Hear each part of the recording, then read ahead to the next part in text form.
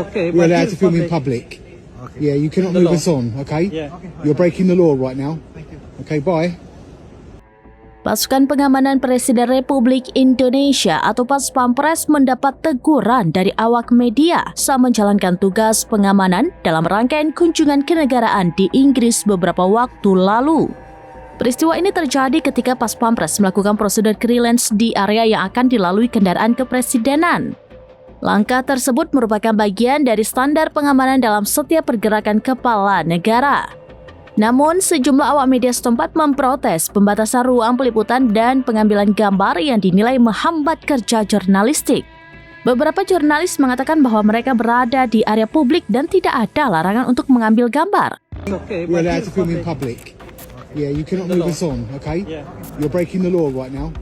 Okay, bye.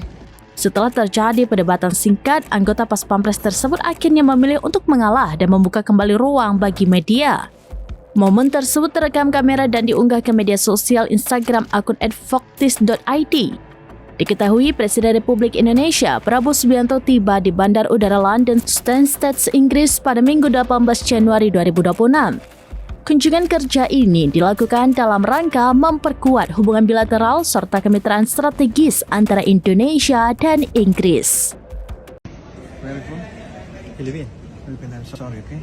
Comment? No, it's a public place. You cannot This is move him public. on. This is It's a public. public place. Okay. In the UK, Then it's okay, we're but allowed here to film in public. public.